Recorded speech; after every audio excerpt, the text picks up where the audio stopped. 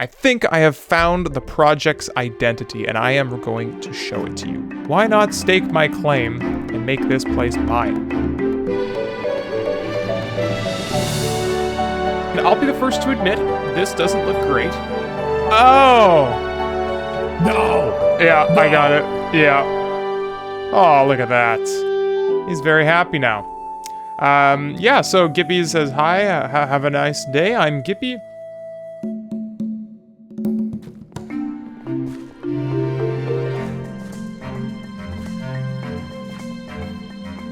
Oh boy, isn't it looking good, hey?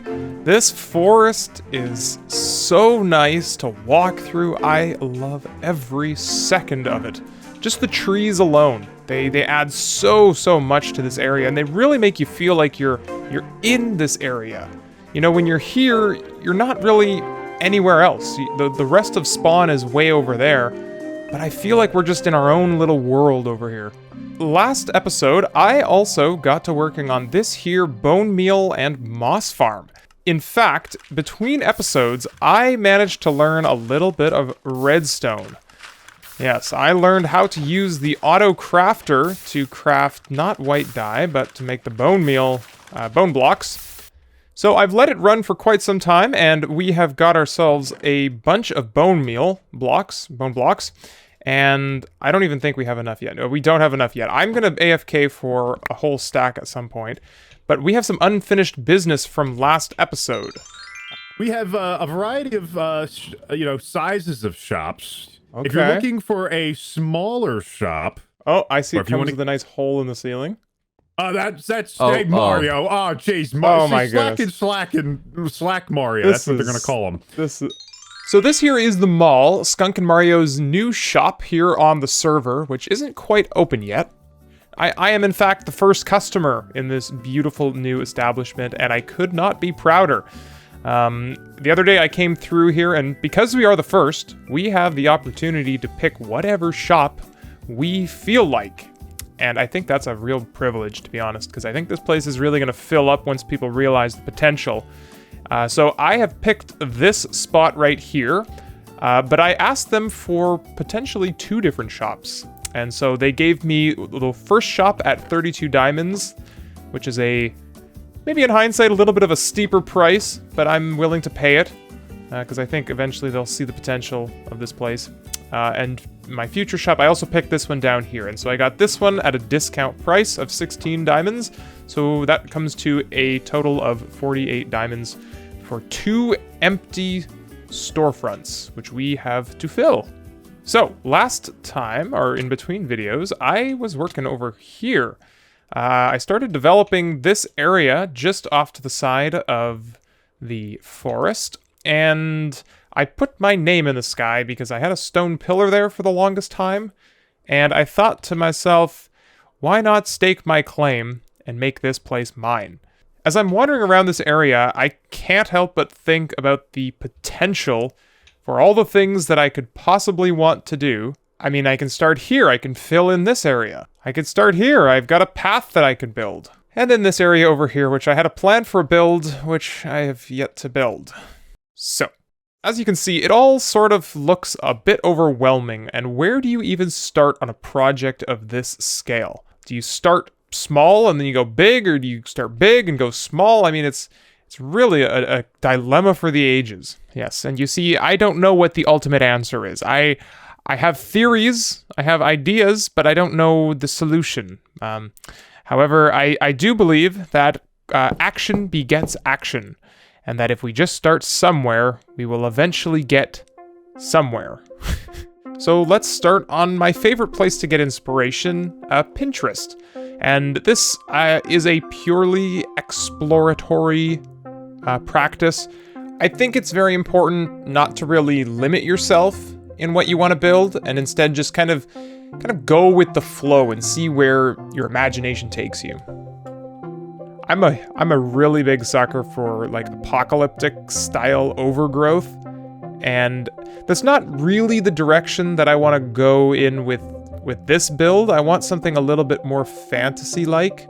something like this right here. This I love. Like, I love the fact that it's all built into natural organic terrain. Or even something like this. I mean, this is a level of detail which is phenomenal. Like, an overgrowth temple, something that looks and exists in the world as a structure that nature has kind of reclaimed. Or what about something like this? The shape itself is an entire thing. You've got these just big brick kind of feeling, like it almost feels supernatural, and yet it's being reclaimed, right, by nature. There's people who build these big monoliths with really nice color gradients throughout, from like the bottom all the way up to the top. It almost looks like weathering falling down the rock faces. You can find so much good inspiration on here. It's actually crazy. Alrighty, well, I've spent a couple of minutes just putting some pictures together here on an app called PureRef. My hope is that this is sort of like the guiding palette of how everything is going to look, or start to look, and kind of get that idea and build off of it. It's not the final thing. Like in here, I mean, there's nothing in here that you could really say, oh, I'm going to build that specific thing. It's more of just like an idea than anything. And that's the whole idea of this, is really just to gather inspiration, gather some pictures and stuff that really spark my eye. I don't know. So like I'm drawn to each of these pictures for some reason, right? Okay. I am a serious procrastinator. But that my name behind there. Ooh, boy, that looks good. I'll be the first to admit, it's fun to look at inspiration. It really is. But when it comes down to actually spending a couple of hours building, yeah. But I have a couple of hours now to really put my head down on the grindstone, and we're going to start building. This shouldn't be an exhaustive process. It should be a fun one. So I'm going to put some music on and really get to build.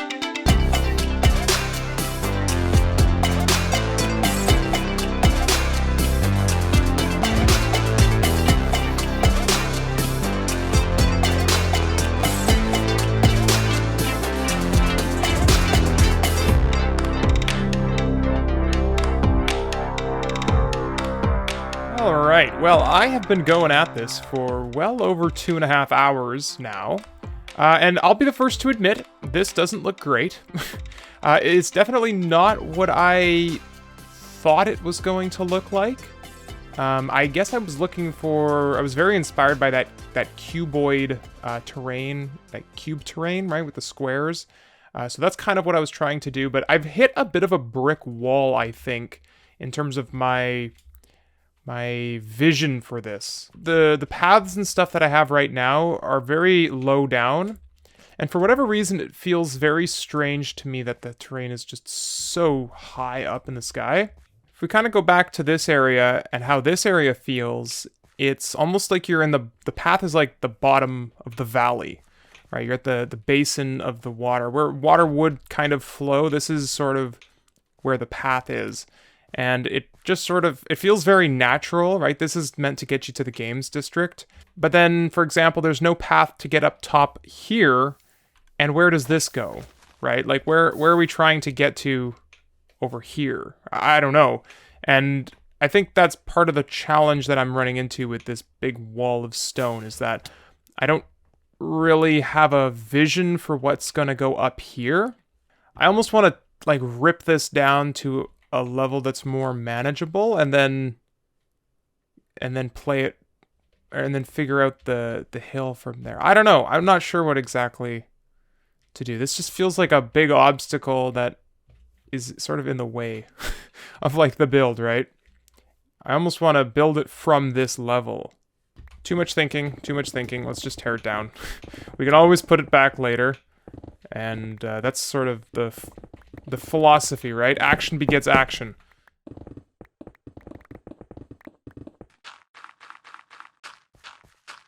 Okay, couple of blocks later, and this is what we've got. Okay, let's take a little walk through, a little walk-see. And I think it turned out all right. I mean, it turned out okay for what it's worth. This is what we've got so far.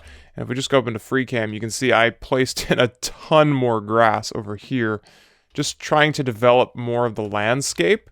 The one real issue that we are again running into is this rock face, and I'm convinced. I woke up this morning. I mean, you can probably tell it's like the next day because my voice is I've got morning voice. What I want to start with is we're gonna make a boat, and we're gonna take a little sail through the water here, because I feel like the best way to get a sense of what we need to do is if we experience it the way that I intend for it to be experienced, which is via boat. All right, first thing I'm noticing is that there is like way too many of these like shadowy bits, these too many blocky shadowy bits. On this side, we've got a very gradual like incline going up, whereas here we've got a bunch of different ideas going on. We've got things that are overhanging, and then we've got things that are like incline and declines, right? I'm seeing a lot of things starting up top there and ending down there, and then some things starting down here and ending up top there. Do you kind of see what I'm talking about? And I feel like we need to unify that. It's got to be one consistent idea.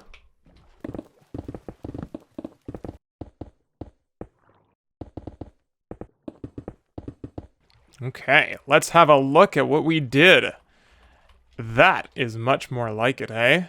Much more bubbly and stone-like, more gradual, and then the areas that really didn't feel like great, that had kind of weird lines, I've kind of smoothed everything off, added a couple of different elevation changes, a couple of spots where, you know, grass will go. It looks pretty decent, I think. You know, it feels like it's actually part of the terrain, and it feels pretty good. The only issue is this ugly mess. This moss really doesn't work, and I'm going to tear it all out, but I digress. Yeah, even from back here, it just feels so natural. Like, it almost feels like this whole area is inclining towards something, and that's what I want to work on now. I'm getting a little tired of this hillside and whatever. I want to start like future thinking here. I want to think bigger picture, more of like, what is this going to lead up to?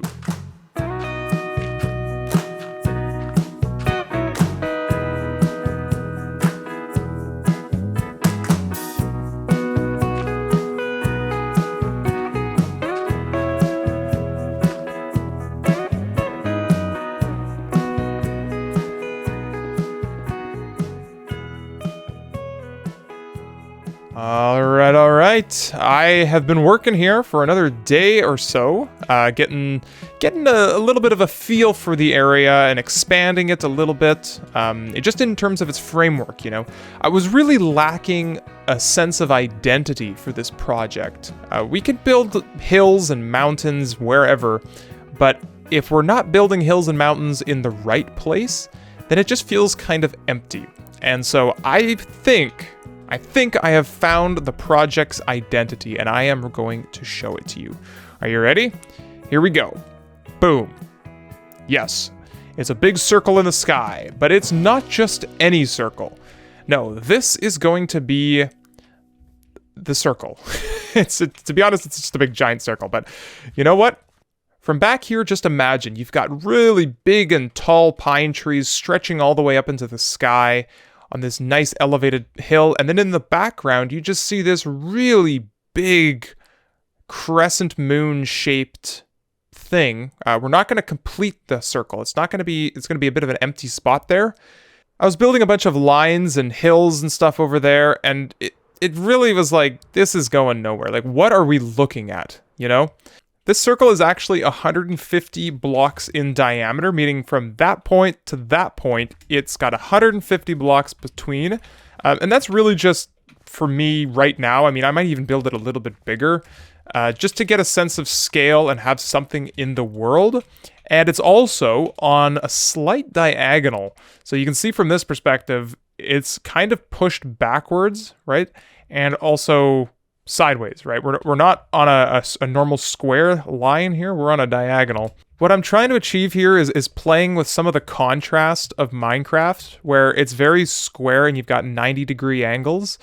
And then you've got this massive massive circle, not only, but it's also on a slight angle. It creates a sense of contrast when it stands out from the typical environment or the squares and cubes that you're used to seeing here.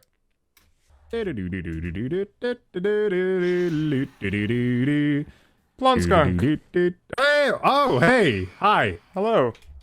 Oh, I just came back from playing Craftle. Oh yeah? How was it? It was great. Yeah. I totally won. Totally beat Miney in her high score. Okay, I've actually never played, so I might have to head over there. You want to play right now? Yeah, is it a two-person game? No. Oh, I can watch you. Sure, yeah, I'd play.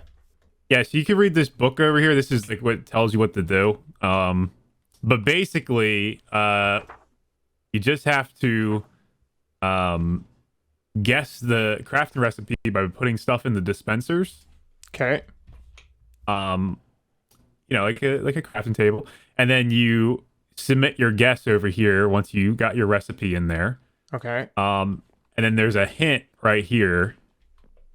It tells you a hint of what it could be. So. Okay, where do I get the blocks to guess with? Well, I just grabbed out of these barrels. I don't know who, if these are just like random materials, or I think you can use anything that you think. Anything that you think like that fits this hint over here that he gives you. Blocks. Yeah. Remember, he said it's like these are more of like a riddle, the hints. So. Hint 1, blocks. Oh! No! Yeah, No. I got it. Yeah. No! Okay, I just gotta make sure I remember how to craft it. Okay. Okay, yeah. Easy. This is got it. easy. No, he did it. Oh my god. Well, you should. Oh no, I shouldn't even say it. I'm not gonna say it. Oh no, he got it. Oh my god. I think you got it. Yeah, you got it. Oh my god, GP. Oh, that was easy. Dang it, man. Okay, let me just double check I have everything in the right spot. Okay, Yeah, I yeah. had to double check a few times myself. Yeah. Here we go. Submit guess. Oh, he got it. Oh, he got it. I'm out of here. I gotta go. Thanks, skunk. I got it on my third guess. Okay. No, that was, I mean, once he's told me that okay, how do I stop this? Hey, you gotta take the stuff out of the Okay. dispensers. It'll keep doing that till the end of time. Yeah, once you said it wasn't necessarily a literal blocks, then it made sense. Yeah. Like, I'm thinking in my head, I'm like, oh yeah, it's a block you can craft. Oh yeah. Okay, but I'm like, it can be any block, right? Yeah. I'm like, I gotta guess. And then I thought about it like, because I'm like thinking like, what else? Because I put in an iron block, right? That's what was my first guess. Yeah. And so it left the top one in the top middle. And so I was like, what block is this? I'm like, oh, he means shield. Blocking with a shield. I'm like, okay, now I know the game. Wait a minute. I could have swore the other day that was made of gold. If you guys have been keeping up with any of the other members' videos, then you might know a little something about the current currency debacle. Yes, the economy is currently undergoing a massive revolution, and those of us who own stores, like myself here, we now have to abide by certain laws that were recently put in place, and I'm not sure how I feel about this. I mean, on one hand, it's great that we've got a government that's finally actually doing something, but on the other, it's a bunch of nonsense that I now have to follow. So let's go over and check out what exactly it is that we have to do. Yeah, so the server had a really big meeting here the other day, and I wasn't able to attend, so I'm going to show you guys a clip here from Skunk's episode, basically what went down. This is the pit. Inside the pit lies searing hot lava. Oh, That's right. That is right. So you probably don't want to jump down there. In my inventory as well, I have 2 stacks of diamond blocks. And guess what? These were stolen from the Dogecoin secret base. Yes, I found you guys' secret base. We must surrender our diamonds and gold to the pit. For it is when we take drastic action that change can be made. Let the future of Afterlife be bright. Lisa, Surrender your valuables. Oh my god. I'm throwing in my Dogecoin. Woo! No, there we go. it's about currency. Okay. Valuables, yes. I'm proud to announce the official ratification of the Afterlife Concord, a guiding document that will serve as the cornerstone of governance. All shopkeepers are required to contribute a monthly tax on income, ensuring funding for public works, infrastructure, and community events. No one voted for that. No. Well, I did. Well, we voted him in the mayor. This I is the didn't. control. The election was rigged. Boo. Yes, we've got the Concord, tax and revenue, currency 1, shop responsibilities, treason, currency 2. Okay, let's briefly read these.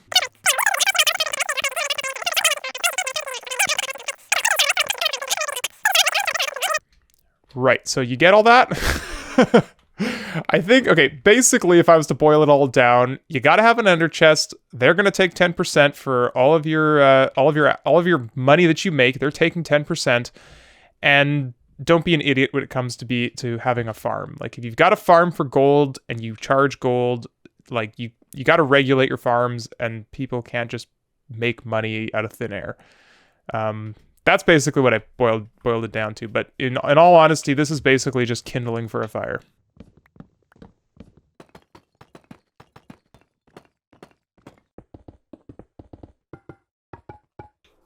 Shop's just about done. We got one more thing that I want to add, and that is my little dog, Gippy. Ah, there we go. We need you, buddy. Perfect. Okay, now we want to dye your collar orange. Wonderful. And follow us. Yes. So Gippy here has been pretty much a part of every single playthrough of Afterlife, or just in general, that I have done, a survival series. Normally, where I'd only have one, we've actually got 2. So, other little Gippy over here, who's down there. Actually, I don't want you down there. I want you coming up here. So, there we go. Teleport you back up. Yes, we have 2. We have one now overlooking spawn, which is fantastic. I really like this view, and so does Gippy here. And the other one, where'd you go? There you go. Yes, the other one will live in the shop indefinitely, permanently, because that's what we're basing the shop around. It is a bone shop, and Gippy loves himself some bones. Come on, old buddy, old pal. One small step for Gippy, one giant bone for dog kind, or something. I don't know, feline. What is a dog? Is a dog? Dog's a canine, not a feline. Felines are cats. All right, one last finishing touch. Gippy's bone block shop is now open. And there we have it. This is what it looks like. Gippy's bone blocks. As we walk in, you hear the doo-doo. And I also just added a couple of little bones in here. One on Gippy's little bed. This is where he sleeps. As well as the feed me a little snack. And a chest full of cooked chicken for him. So you can grab one and you feed him. Actually, I have one here. Let's try it out. Oh, look at that. He's very happy now. And we are selling bone blocks for 32 or 30 3 diamonds. 3 diamonds. That's how much we're selling it. 3 diamonds a stack. And we've got a full chest load already. Good to go. And we're back to the original Gippy. How you doing, buddy? Good? Yes, me too. You know, spawn's looking really good, and it's going to look even better once we have our area over there finished, and that is something I am very excited. I'm very excited to continue working on this in the next couple of episodes. It's going to be more of a long-term project, which I really don't mind. I think it's important that we have something to look forward to and continue building. So I am looking forward to it for sure. Now that we've got kind of the vision nailed down, I think it's going to be much easier for us to build going forward. And hopefully, we are going to make some more diamonds. You know, we're 48 diamonds in the hole, And now we have to make a couple back. So if somebody could please buy some bone blocks, that would be really nice. But that is all for now, everybody. Thank you very much for watching, and I hope to see you all in the next one. Have yourselves a wonderful day, everybody. Bye-bye. Bye-bye. I'm gonna go for a swim. Yes. The water's very nice.